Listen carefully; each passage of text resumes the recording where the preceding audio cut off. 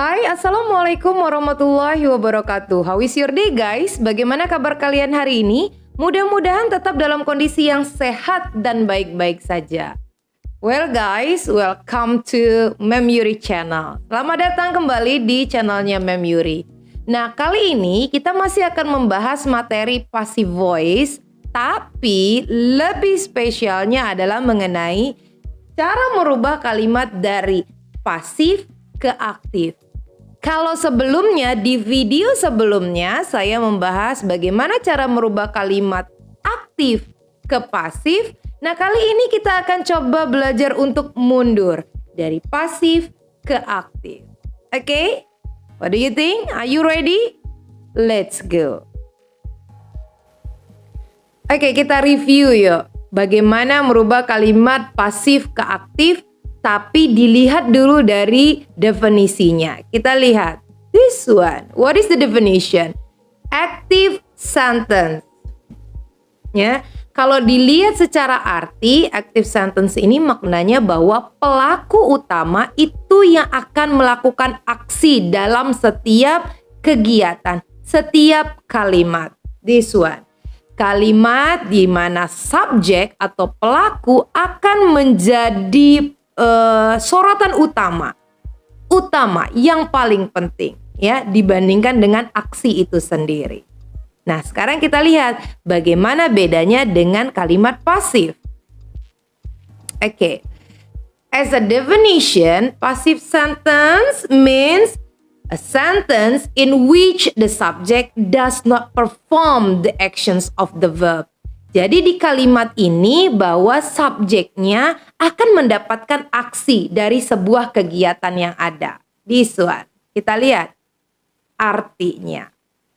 Okay, you get it?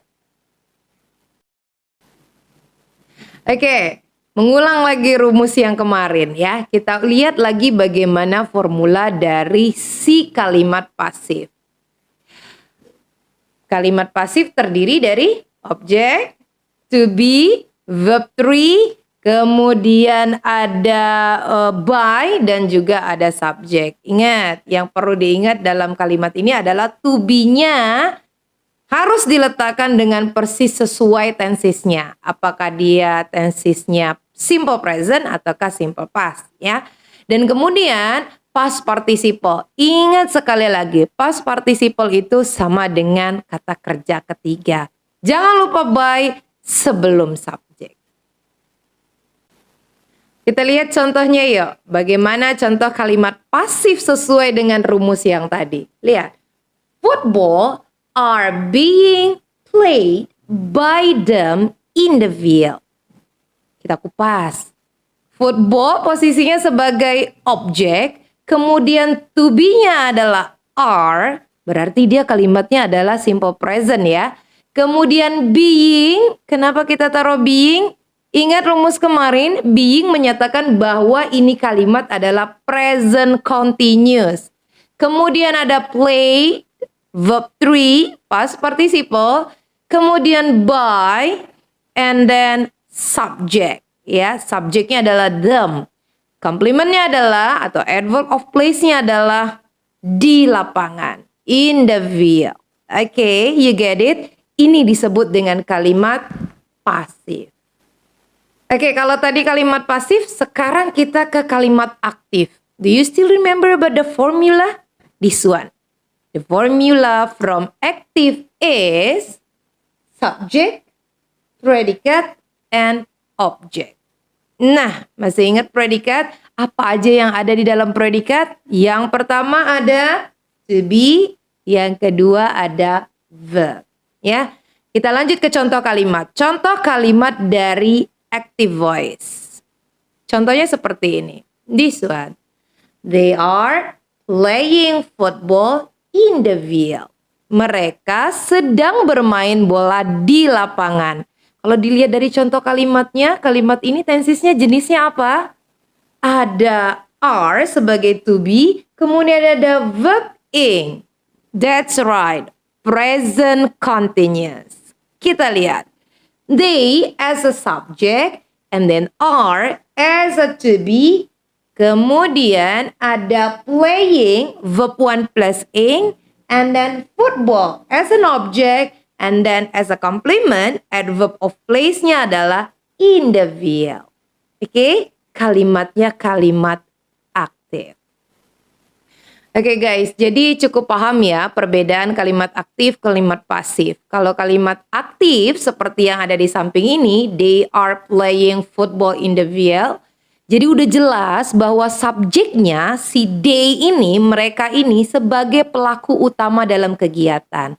Nah kalau tadi contoh dalam kalimat pasif, si they ini, para pelaku ini, itu posisinya yang mendapatkan aksi dari sebuah kegiatan. Kegiatannya apa? Bermain sepak bola.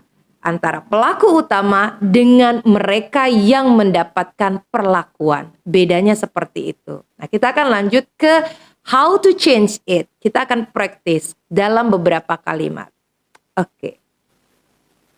Oke, let's practice guys. Sekarang kita coba latihan. Merubah kalimatnya yang sudah berbentuk pasif ke kalimat aktif. Kita akan mundur. Saya kasih kalimatnya seperti ini. The waiter is asked by my little sister to bring a water. Oke. Kalimat kedua. Kita lanjut yuk. Kalimat kedua adalah her name has already been remembered by me now. Oke, you get it? Sekarang kita mundur. Kita lihat yuk. Kita pisahkan antara subjek, predikat, dan juga objek. Kalau kalian lihat di situ, subjeknya siapa? Nah, subjeknya adalah my little sister. Maka subjeknya kita pindahkan lagi ke depan. Kemudian predikatnya apa? Kata kerja pertama, yaitu ask. Oke? Kemudian setelah itu, objeknya adalah the waiter. Ya. Untuk apa? To bring a water. Kita baca lagi. My little sister asked the waiter to bring a water. Oke. Number 2. Oke, number 2. Yang menjadi subjeknya adalah I. Oke. Jenis kalimat ini berbentuk jenis kalimat present perfect. Jadi kalau gitu kita akan menambahkan have di sana. I have already remembered her name. Saya udah inget namanya. Subjeknya adalah I, kemudian objeknya adalah her name. Kata kerja ketiganya adalah remembered, karena dia berbentuk present perfect. Present perfect rumusnya adalah subject plus have plus verb 3 plus object. You get it? Kita akan lanjutkan ke soal berikutnya. Oke, kita lanjutkan ke contoh yang berikutnya. Ini lihat jenis kalimatnya seperti apa. Kalimatnya adalah they were being mad by me after she cried. Ya, dilihat dari kalimatnya. Nanti kita satu-satu kupas. Bagaimana merubahnya ke dalam bentuk kalimat aktif. Contoh berikutnya, yang keempat. My art project will be done after dinner. Oke, sudah lihat jenis tensisnya? Kita masuk ke kalimat ketiga untuk pembahasan. Nah, kalimat ketiga ini jenis tensisnya adalah past continuous. Dari mana kalian tahu past continuous? Lihat, to be-nya adalah to be-nya adalah were, kemudian ada being di situ, ya. Being adalah salah satu indikasi yang menyatakan dia berbentuk continuous dalam pasif. Kemudian kata kerja ketiganya adalah met. Oke, kita akan rubah. Subjeknya adalah I. Kemudian to be-nya adalah was. Kemudian verb 3 tadi kita rubah menjadi verb 1 plus ing. Menjadi meeting. By, tadi lihat ada di situ they sebagai objeknya. Kita pindahkan lagi ke belakang. Sehingga kalimatnya menjadi I was meeting them after she cried. Oke. Untuk kalimat keempat. Nah, jenis tensis kalimat keempat ini adalah jenis tensisnya simple future. Good, ya. Ada will, kemudian ada be di sana, ya. Itu bentuknya adalah future. Kita tarik yuk subjeknya ke depan. Subjeknya adalah I. Kemudian kita kasih will. Setelah itu baru objeknya. I will do my art project after dinner. Jadi kalimatnya yang ketiga tadi adalah bentuknya past continuous. Kalimat yang nomor 4 bentuknya adalah simple future. You get it? Oke, lanjut ke latihan berikutnya. Kalau tadi saya kasih kalimatnya kebanyakan berbentuk positif. Nah, sekarang kita lihat bentuk negatif dan juga bentuk interrogatif, ya. Nah, kalimat nomor 5 itu bentuknya adalah negatif. Kalimatnya adalah he will not be found. Oke, bentuk kalimatnya negatif dalam simple future. Kalimat yang ketujuh. Keenam ya. Keenam ya, bukan ketujuh. Kalimatnya adalah is a letter written by students. Ya, kalimat tanya, ada tanda tanya di belakangnya, dan kalimat ini bentuknya adalah present. Kenapa? Ada to be is di situ. Berikutnya, nah ini baru nomor 7. Nomor 7 ini kalimatnya saya kasih dengan WH questions, yaitu why. Kemudian, why is a letter written by students? Ya, tetap dia pakai tensisnya itu adalah present, maka to be-nya di situ ada kelihatan to be-nya adalah is. Yuk, kita selesaikan. Nah, untuk nomor 5, penyelesaiannya seperti ini. Seperti yang saya bilang tadi, subjek yang di belakang kita pindahkan ke depan.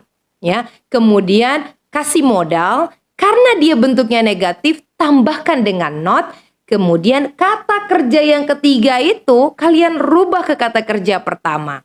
Setelah itu objeknya pindahin ke belakang. Jadi jawabannya adalah I will not phone him. You get it? Berikutnya yang nomor 6 ya. Kalimatnya tadi bentuknya adalah present. Maka kata bantunya untuk present dalam negatif kita pakainya do atau does. Untuk subjeknya students kita pakainya do, oke? Kata kerja ketiga written kita rubah menjadi kata kerja pertama yaitu write. Dan objeknya adalah a letter. Yuk, penyelesaiannya menjadi do student write a letter? Question mark, ya. Terakhir, nomor 7. Nah, karena untuk kalimat yang nomor 7 ini saya pakai WH questions, nah kalian tidak boleh hilangkan itu. Tetap dia ditaruh di bagian paling depan, ya. Lihat kalimatnya bentuknya adalah present, maka kata bantunya setelah WH, yaitu do. Subjeknya tadi adalah students. Kemudian kata kerjanya adalah write. Dan objeknya adalah a letter. Jadi kalimatnya menjadi why do students write a letter? You get it? Okay, and the last is this one. Nah, tabel ini boleh kalian catat ya. Karena ini rangkuman dari semua materi mengenai passive voice. Baik itu kalimat aktif dan juga kalimat pasif.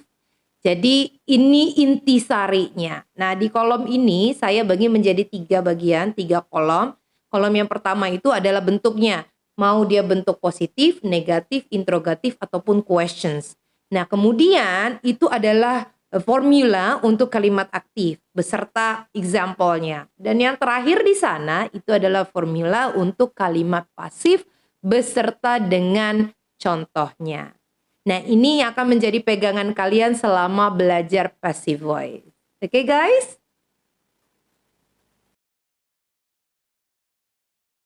Oke, guys. Sekarang kita lihat. Tadi di slide yang sebelumnya, saya punya satu grammar error. Bisakah kalian tebak di kalimat mana ada grammar errornya?